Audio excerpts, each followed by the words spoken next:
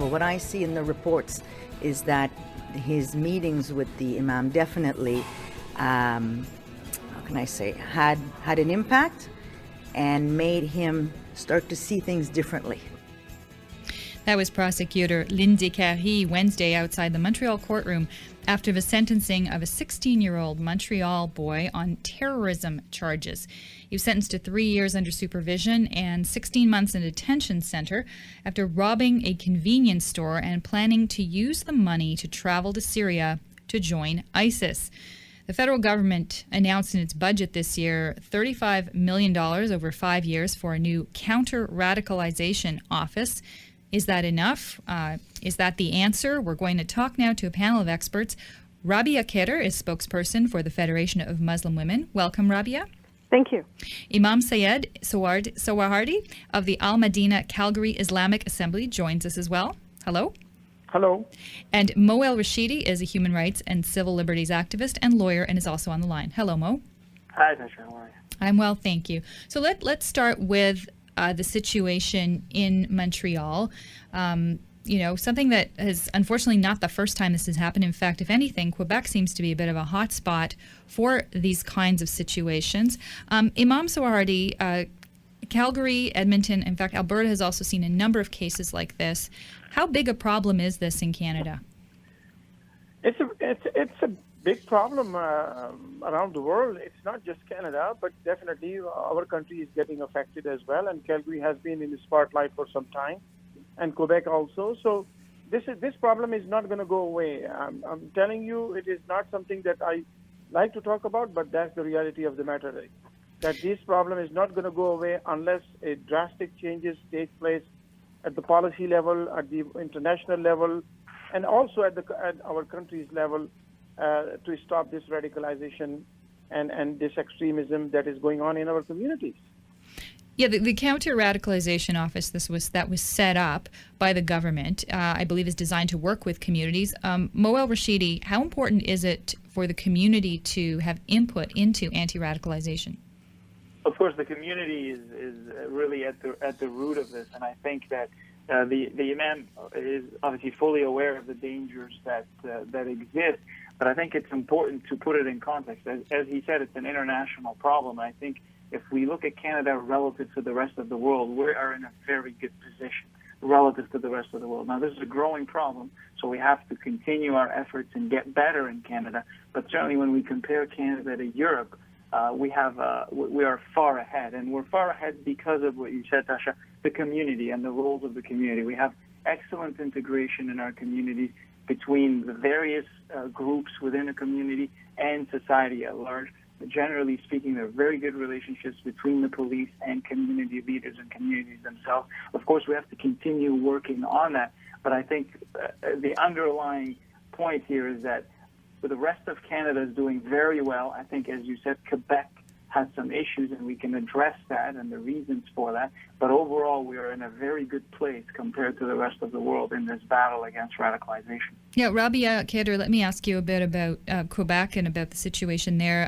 Think of people like Adil Charkaoui, for example, who's in the news again, who stands accused essentially of contributing to the radicalization of young people there. Nothing obviously has been proved, but these cases keep coming up. What is the typical pattern for young people to be radicalized, and why do you see it, for example, in Quebec in particular? Again, I'd like to step back a little bit and say that I don't think it's as statistically massive a problem as some may suggest, that it is a very tiny percentage of young people that feel disenfranchised with the status quo, feel disconnected to society, very similar to any form of gang affiliation that arises through being out of the margins. And I think, people find those allies, those mentors when they're looking for them. I think also that in Quebec, the situation is a little different than the rest of Canada because, indeed, Quebec is a distinct society. We recognize and honor that. However, hence the othering element tends to be a little more intense, and the sort of anti-Muslim sentiment has been stronger in Quebec, even though Quebec sent a very strong message provincially, electorally, and now federally, that the demonization and dehumanization of one group is not acceptable. But still, at the grassroots level, there may be more and more disenfranchisement, unfortunately, in young people who don't feel that sense of belonging. And one of the big issues in the last election, of course, was something that affects women in particular, which is the niqab, face coverings, which are worn by some women in the Muslim faith. And there have been attacks on women who were wearing niqab following some of the unfortunate comments that were made about this. I'm wondering if it's a different experience for young women, and I would like to ask you that, Rabia, because you work with them, young women who are radicalized versus young men. Because the young men it seems to be both genders that do get radicalized, but they seem to have different paths or different, appeals that are made to them to try and get them to do this kind of thing. Unfortunately, our focus on radicalization takes away from the flip side, the impact that this sort of climate and rhetoric, anti-Muslim sentiment is in fact having on young people, young women in particular, because they tend to be more visible if they wear a face covering or a head covering. The fact is that there is a tremendous sense of almost trauma, or we could say PTSD happening as a result of this sort of global sentiment, media presence of depicting Muslims as radicals, as extremes, as the other. Imam Syed Soharwardy, the responsibility, the government has set up the office, as we said, and the responsibility for de-radicalization is done on many different levels. What would you like to see the office do with the funding that it has, either in the community or otherwise? What would be the most effective thing, do you think, in combating radicalization? In combating radicalization, I think there are several steps that the government has to take. I don't not deny the responsibility that lies on the community and the religious leaders and community leaders, but the government has more responsibilities and authority.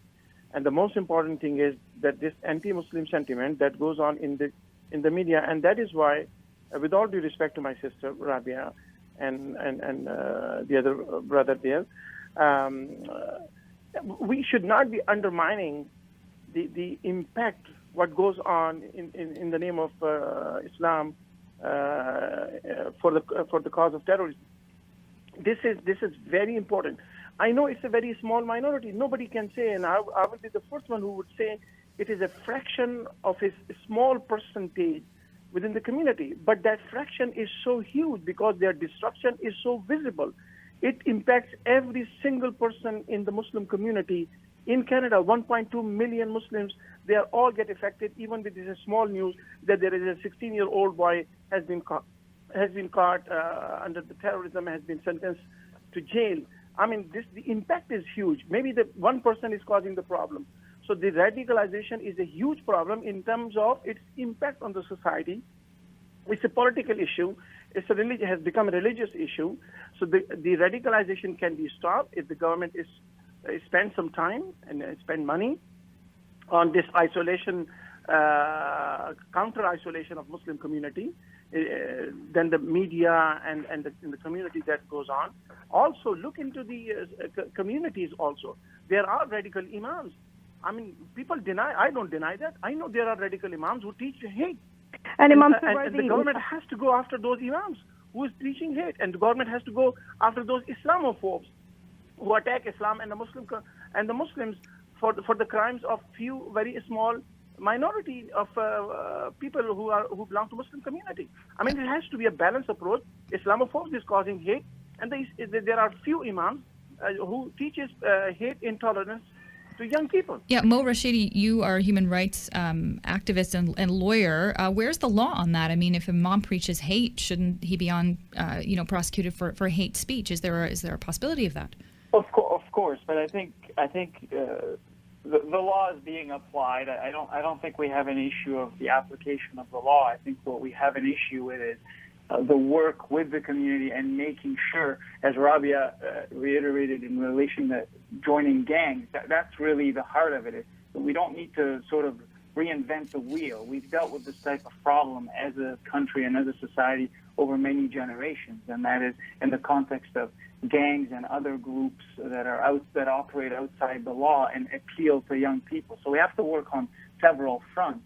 And I think, number one, obviously, we have to make sure that our youth are getting the services that are required when they are disenfranchised, when they are marginalized, and that there is that support, that they're engaged in the community and they feel a sense of belonging to Canada at large. And I think, without a doubt, there are a lot of problems with that over the last few years, as the Imam said, as a result of the actions of a few and the way it's been covered and interpreted by society at large, particularly in a province like Quebec. But I'll tell you some of the important initiatives that are taking place on a more local level than a national level. For example, in the province of Ontario, Premier Kathleen Wynne announced the Directorate for Anti-Racism, and in charge of that is Minister Coteau. I met with him for about an hour a few days ago. We discussed what is going to be done in order to deal with the racism that is obviously impacting our youth and perhaps directing them in directions that we don't want them to. And I think one of the things that the public needs to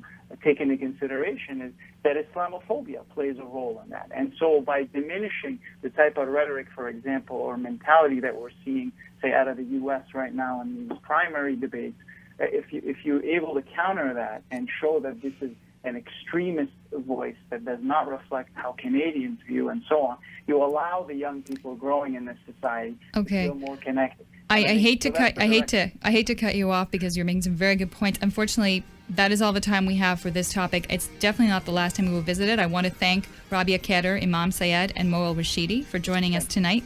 Thank you so much.